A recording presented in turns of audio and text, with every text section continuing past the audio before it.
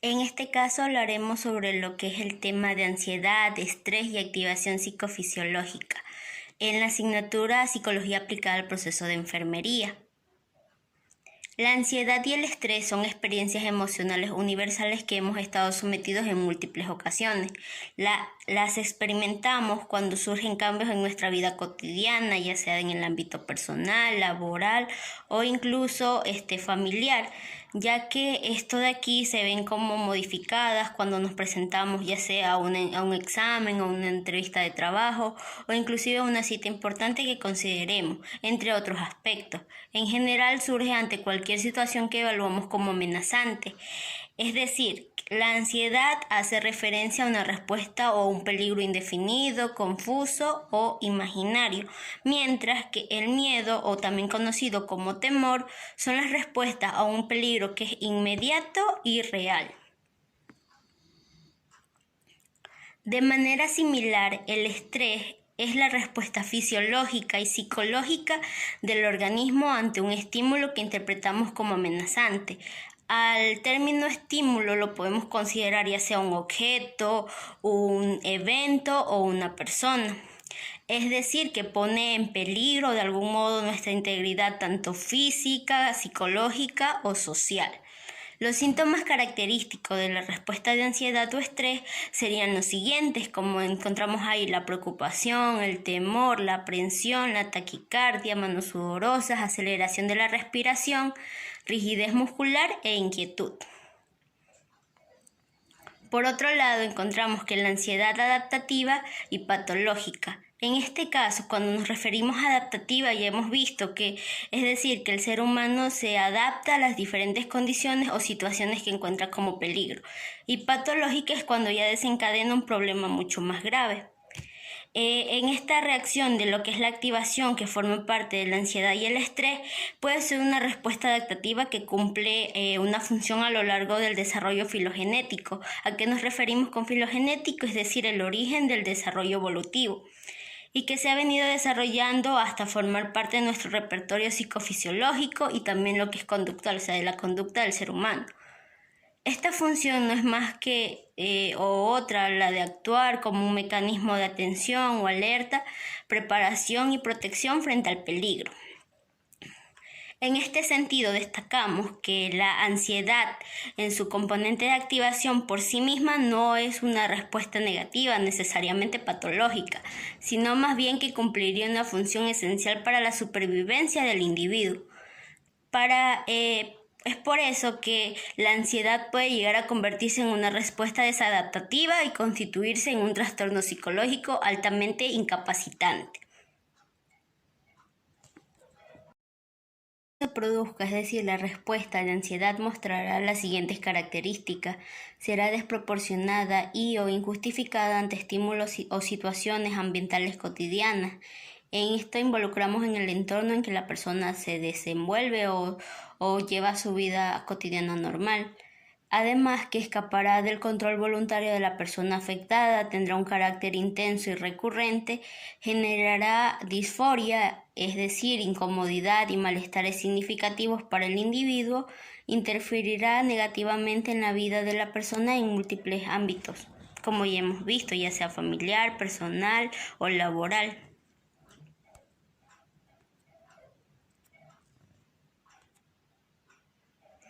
En la siguiente tabla podemos observar lo que corresponde a las diferencias entre la ansiedad adaptativa y la ansiedad patológica. En un análisis topográfico encontramos que la ansiedad adaptativa es con una frecuencia ocasional, mientras que en la patológica tiene una frecuencia recurrente. En la intensidad vemos que la adaptativa es un tanto leve y mediana, en cambio en la patológica vemos que la intensidad va a aumentar, es decir, que está elevada. La duración en la adaptativa vemos que es una duración limitada, en cambio la patológica tiene un tiempo prolongado. El origen, es decir, en la ansiedad adaptativa encontramos situaciones objetivas de amenaza, ya sean un desafío tanto potencial. Además, en la patológica encontramos estas situaciones de peligro donde vamos a sobrevalorar o muchas veces es injustificado. Y también encontramos lo que son las consecuencias en la ansiedad adaptativa, que tiene una interferencia de nivel leve o moderada en las actividades cotidianas del ser humano, mientras que en la ansiedad patológica, en este caso, vemos que la interferencia es mucho más grave y significativa en las actividades cotidianas.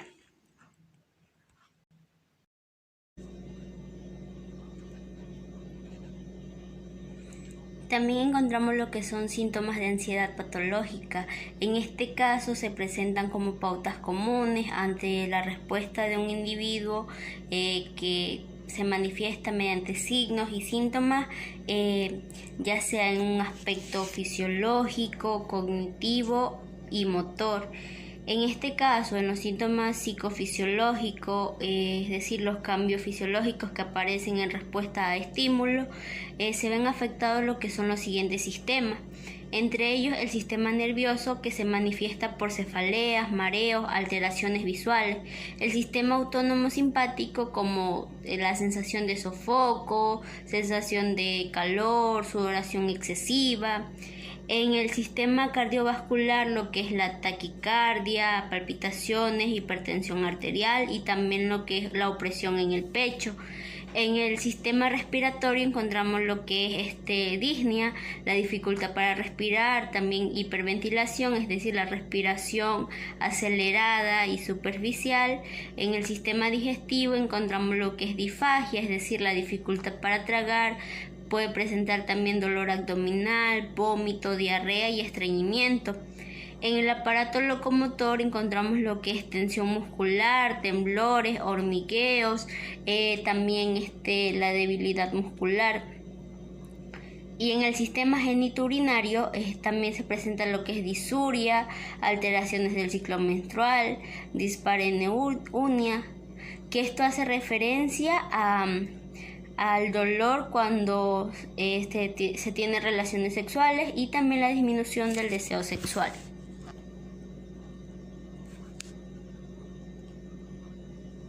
En los síntomas cognitivos, para mencionar algunos de ellos, encontramos lo que es una preocupación injustificada, intensa y constante, miedo o temor injustificado, aprensión generalizada, es decir, una expectativa de presentarse algún tipo de catástrofe inminente, también sensación general de desorganización o desestructuración.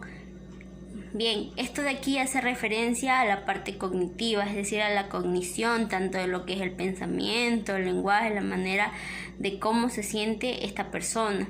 También puede manifestarse por la pérdida de confianza en ellos, la indefensión o sensación de pérdida del control sobre lo que es el entorno, entre otros aspectos. En los síntomas motores, en este caso, nos vamos a referir sobre lo que es la parte del movimiento. En este caso dice el enlentecimiento motor, la inquietud, hiperactividad de movimientos repetitivos, es decir, los tics nerviosos como rascarse o morderse las uñas. Lo que es irritabilidad, tartamudeo, dificultad en la comunicación verbal, también podemos encontrar dificultad para la conciliación del sueño, las conductas sistemáticas y planificadas de evitación. El retraimiento y aislamiento social, conductas de riesgo para la salud como el tabaquismo, el abuso de alcohol u otras sustancias psicoactivas, lo que es bulimia, entre otras. Vamos a hablar sobre la activación psicofisiológica. Podemos definir esta activación psicofisiológica como una reacción global, en la cual esta aquí va a ser de una forma automática e inespecífica del organismo ante las situaciones que son percibidas como estresoras. Para esto, el organismo va a modificar el funcionamiento de diversos sistemas. Entre estos sistemas va a ser el sistema nervioso, tanto el central como el neurovegetativo, el sistema neuroendocrino, el sistema inmunitario y el sistema conductual, para así poder responder de manera rápida ante las diferentes demandas situacionales.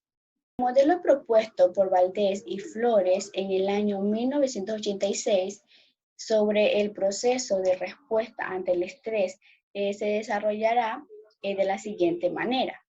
Tenemos como primer punto que aquí va a ser un procesamiento de la información proveniente del sistema nervioso central, que cuando interpreta una situación como amenazante, aquí se van a desencadenar lo que es una activación diferencial entre dos sistemas, con fin de disponer varios recursos necesarios para así afrontar de manera eficaz la situación en la que nos encontremos.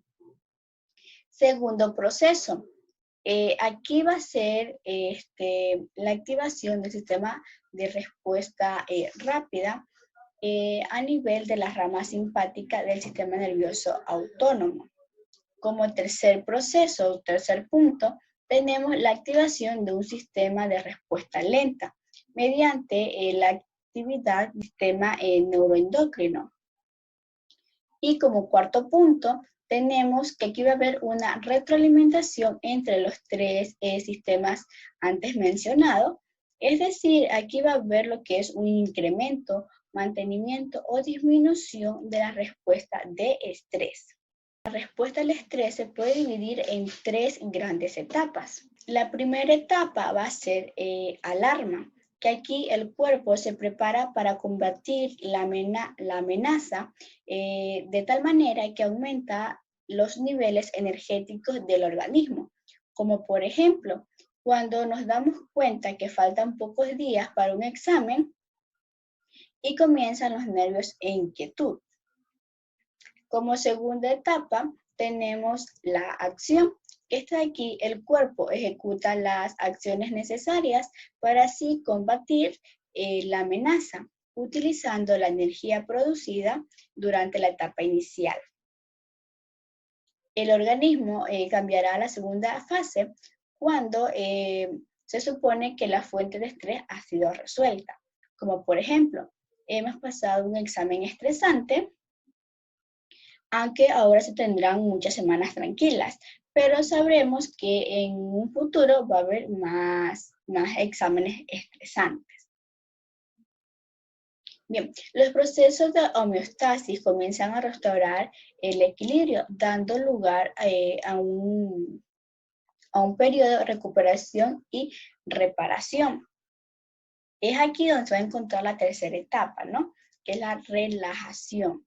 Aquí van a bajar los niveles energéticos y se va a retornar lo que es la homeostasis de tal manera que sea fisiológica y psíquica hacia sus niveles normales. Ahora vamos a hablar sobre la activación del sistema nervioso central. Este proceso se inicia en los receptores sensoriales, los cuales están encargados de captar lo que es la estimulación proveniente del entorno. Este aquí se encargará de incrementar la información, interpretarla y decidir si se trata de una situación amenazante o no. Este proceso es realizado a nivel de la corteza cingulada y de la corteza frontal. La corteza cingulada, esta de aquí es la que se va a encargar de modular lo que son las prioridades de atención. Y la corteza frontal, esta acá, es aquí donde se va a comparar la información almacenada en la memoria. Y aquí se van a realizar o a generar planes de acción. Este proceso, y si la activación es interpretada como amenazante, el sistema nervioso central activa diversas áreas. Entre estas va a ser el sistema límbico, donde se regularán funciones esenciales, como por ejemplo la ingesta, el sueño, la temperatura, el metabolismo y la rama simpática del sistema nervioso autónomo. Con fines de facilitar los recursos necesarios para así afrontar la situación en la que nos encontremos. La activación del sistema nervioso autónomo Esta de aquí va a regular el equilibrio interno del organismo, manteniendo los valores fisiológicos dentro de los parámetros normales. Este sistema posee dos grandes ramas, que es la simpática y la parasimpática. El primer punto es la activación de la rama simpática. Este representa un mecanismo de respuesta rápida para afrontar las situaciones de peligro o situaciones amenazantes. Este se encargará de incrementar la actividad somática, modificando el funcionamiento de algunos sistemas, como el respiratorio, el cardiovascular, el endocrino, el musculoesquelético y el sistema digestivo. El sistema nervioso parasimpático, este de aquí va a controlar de forma inversa los mismos órganos y los mismos sistemas, interviniendo en procesos de recuperación, relajación y asimilación. Por último, tenemos lo que es la activación del sistema neuroendocrino. Vemos que su función es incrementar lo que es la actividad de diversas glándulas que liberen lo que es un conjunto de hormonas que van así a favorecer lo que es la percepción y la acción conductual. Que este proceso de activación de este sistema se va a iniciar en lo que es en el hipotálamo, para así liberar lo que es el factor liberador de corticotropina, que a su vez va a estimular lo que es la adenohipófisis para así producir lo que es la adenocorticotropina. Esta hormona es conducida por el torrente sanguíneo hasta la corteza suprarrenal. Este grupo de hormonas favorece lo que es la transformación de lípidos en glucosa, produciendo hiperglucemia, a fin de incrementar la disponibilidad energética necesaria para afrontar activamente al agente estresor. En respuesta a un agente estresor, el hipotálamo también va a estimular lo que es la neurohipófisis para así liberar lo que es la oxitocina y vasopresina. La oxitocina es una hormona que incrementa la presión arterial mediante la contracción de las fibras lisas, mientras que la vasopresina tiene efectos antidiuréticos. Buenos días, profesora, compañeros. Hoy vamos a hablar sobre las técnicas de reducción de la activación. Bien, la reacción de ansiedad se puede manifestar en los tres sistemas de respuesta del individuo, tanto fisiológico, cognitivo y motor. Ahora tenemos tres tipos de técnicas de la reducción de ansiedad. Entre ellos están la primera técnica, técnicas dirigidas a la reducción del nivel de activación.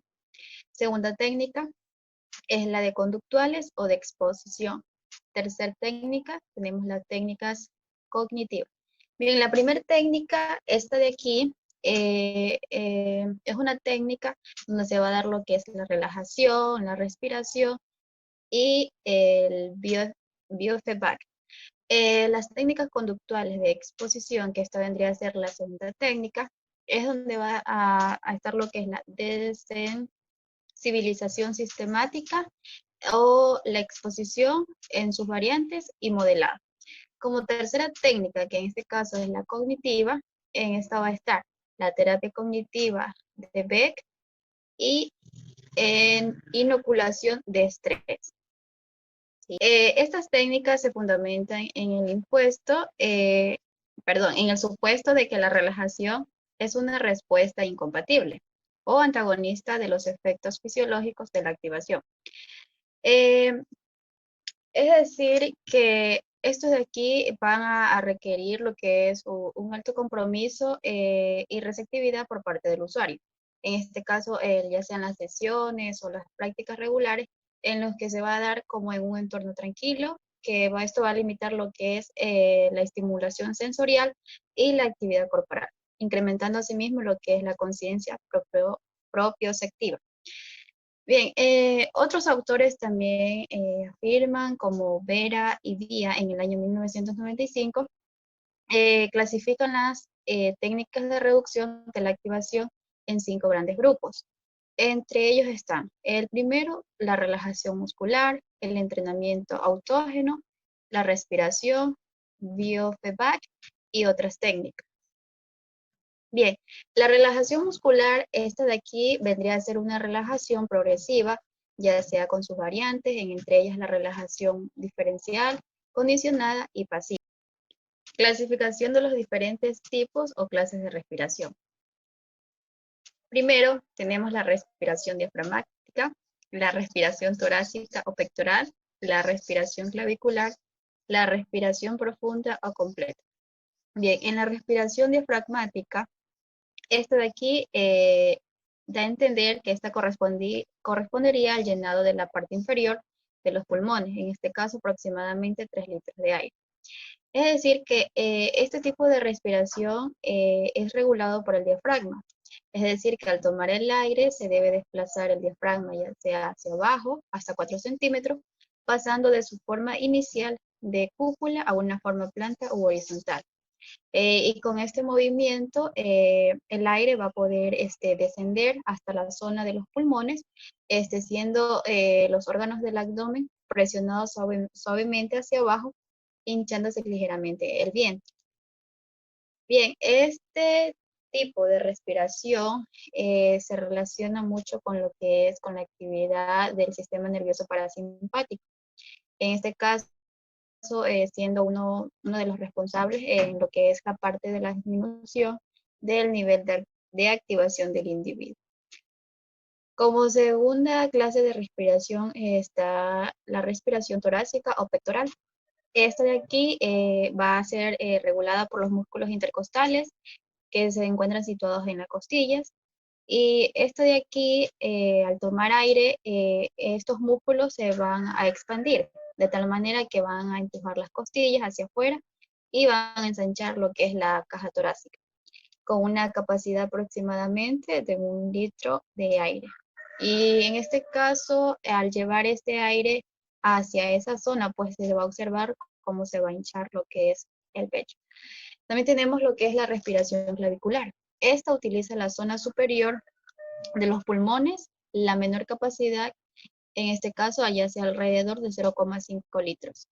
Este de aquí, en este caso, las clavículas se alzan para abrir lo que es la angosta porción lobular superior.